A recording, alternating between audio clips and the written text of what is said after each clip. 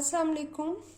आज का हमारे पास टॉपिक है testing of hypothesis when sigma is unknown but sample size is large. इस प्रोसीजर में हम करेंगे, ये हमारे पास चैप्टर नंबर 7 है FA पार्ट 2 स्टैटिस्टिक्स में। एंड हमारे पास एग्जांपल जो हमारे पास इसमें है 7.8 है। ये इसका जनरल प्रोसीजर है, ये मैं आपको थोड़ा सा करवा देती हूँ। जनरल प्रोसीजर है, एग्जांपल 2 पेज नंबर 247 है, ठीक है।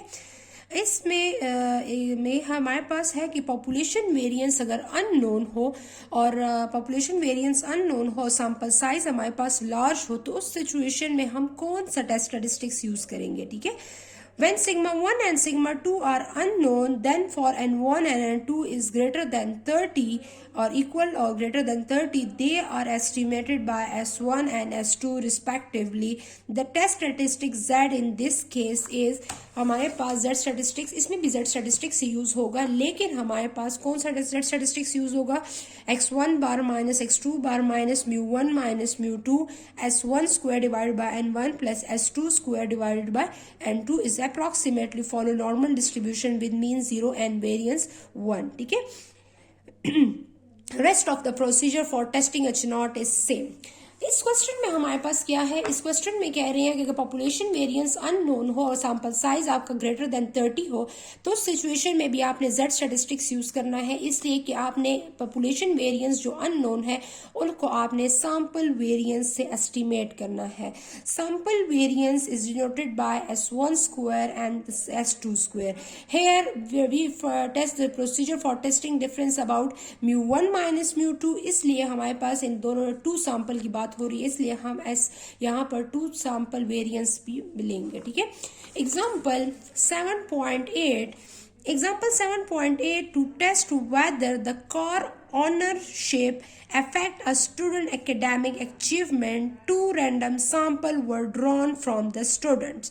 The grade point average for the N1 is 100. Car owner had x1 bar is 2.54 and s1 square is 0.40, while for the N2 is 100 and non-owners of car x2 bar is 2.70 and s2 square is 0.36. Do the data present sufficient evidence to indicate a difference in the mean achievement between a car owner and the non-owner of car? Test use alpha equal to 0.05। इस question में हमने क्या करना है, इस question में हमने ये चेक करना है कि जो हमारे पास जो कार का ऑनरशिप है, स्टूडेंट एकेडमिक अचीवमेंट, उसको हमने टेस्ट करना है कि 2 सैंपल जो हमने लिए हैं उसमें हमारे पास जिसके पास जो कार का ऑनरशिप है, जो कार का ऑनर है, उसकी अचीवमेंट, एकेडमिक अचीवमेंट, और जो कार का ऑनर नहीं है उनके एकेडमिक अचीवमेंट पर कोई इफेक्ट है कि नहीं है। मींस कार ऑनरशिप जो है वो इफेक्ट करता है स्टूडेंट की एकेडमिक अचीवमेंट पे और नो।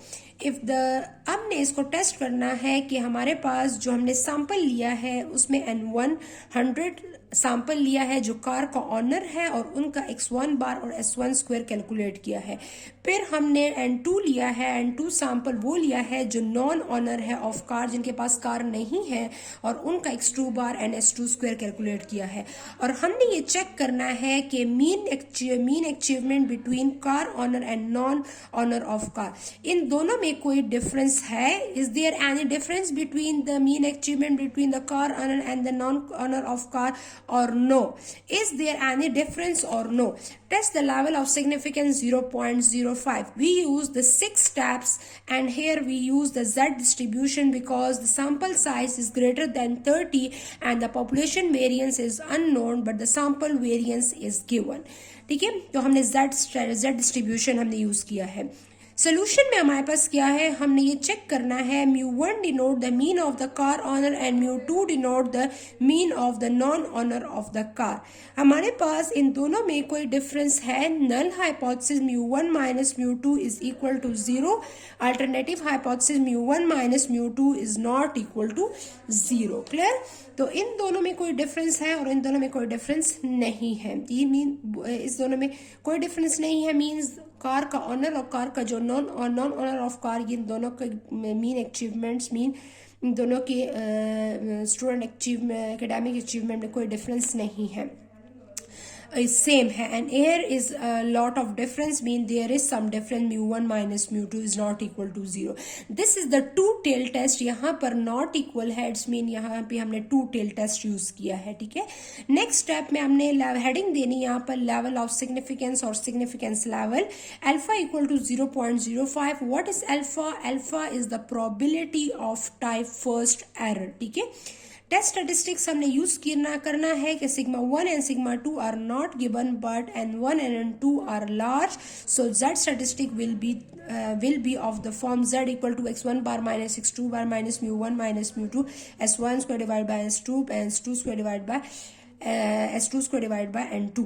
अब हमारे पास यहाँ पर क्या है, z डिस्ट्रीब्यूशन हम यूज कर रहे हैं. तो z डिस्ट्रीब्यूशन में हमने सिग्मा की जाए हमने क्या किया है, हमने सैंपल वेरिएंस इसको रिप्लेस किया है और बाकी हमने वही मेथड, वही हमारे पास फॉर्मूला है. अब हमने क्या करना है, कंप्यूटेशन करनी है. तो कंप्यूटेशन में हमारे पास x1 बार की वैल्यू क्या है 2.54 एंड x2 बार 2.70 यहाँ पर हमने पुट किया. mu1 माइनस mu2 हमारे पास क्या है, mu1 minus mu2 is equal to 0 हमारे पास. And s1 square what is s1 to 0.40 and s2 square is 0.36. तो 0.40 0.36 ये s1 s2 स्क्वायर की वैल्यूज गिवन है तो हमने पुट किया और n1 n2 भी गिवन है. इसको डिवाइड करेंगे, इसको भी डिवाइड करेंगे, जो आंसर आएगा उसको ऐड करेंगे, फिर उसके बाद अंडर रूट लेंगे और इसको सब्ट्रैक्ट करेंगे. तो इसको डिवाइड कर लेंगे जब लास्ट में तो रिजल्ट आएगा -1.84. ठीक है, अब हमारे पास हमने क्या करना है, हमने क्रिटिकल रीजन यहाँ पर फाइंड आउट करना है. क्रिटिकल रीजन हमारे पास क्या है, क्रिटिकल रीजन इसको आपने इसी तरह करना है. ठीक है, मैं आपको यहाँ पर सिंपल एंड इजी वे में आपको समझा देती हूँ कि क्रिटिकल रीजन आपने किस तरह इसको कैलकुलेट करना है. क्रिटिकल रीजन जो हमारे पास है वो क्या है, यहाँ पर chapter step 5 critical region is absolute z is greater than z alpha by 2. z is greater than z alpha by 2 ये हम तब यूज करेंगे जब हमारे पास टू टेल टेस्ट होगा. ठीक है, अब हमारे पास अल्फा की वैल्यू क्या है 0.05 divide by 2. What is 0.05 divide by 2 0.025. ठीक है, तो absolute z is greater than z 0.025. यहाँ पर हमारे पास जो कर्व है यहाँ पर इसमें हमारे पास z अल्फा बाय 2 यहाँ पर माइनस एंड यहाँ पर z अल्फा बाय 2 प्लस. यहाँ पर हमारे पास जो इंटरवल है 0 से माइनस इन्फिनिटी 0 से प्लस इन्फिनिटी. ठीक है, ये हमारे पास इसका एरिया आ गया. ये हमारे पास कौन सा रीजन है, ये वो रीजन है जिसमें अपना हाइपोथेसिस हम रिजेक्ट करते हैं इस रीजन में, और इस रीजन में हम अपना हाइपोथेसिस जो है वो एक्सेप्ट करते हैं, इसमें अपना हाइपोथेसिस नल हाइपोथेसिस जो है वो रिजेक्ट करते हैं. इसको हमने टेबल की बॉडी में z वैल्यू हमने किस तरह फाइंड आउट करें, z अल्फा बाय 2.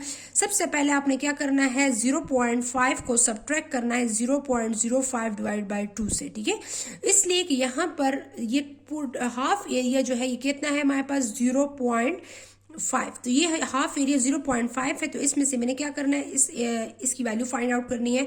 तो इसमें से मैं 0.05 इस एरिया को सब्ट्रैक्ट कर देंगे -0.025. ठीक है, तो ये एरिया आ जाएगा, जो वैल्यू इधर होगी वो इधर भी होगी.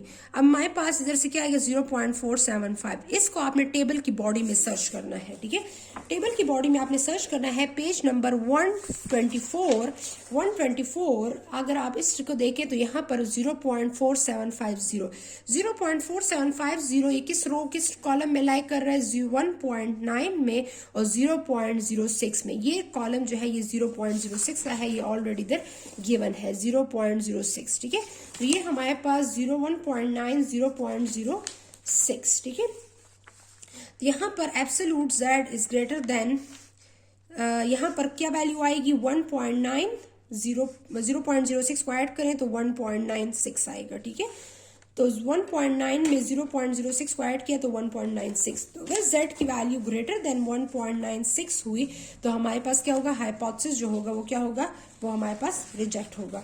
अब इस क्वेश्चन में अगर आप देखें तो z की वैल्यू क्या है, हमारे पास z की वैल्यू -1.84।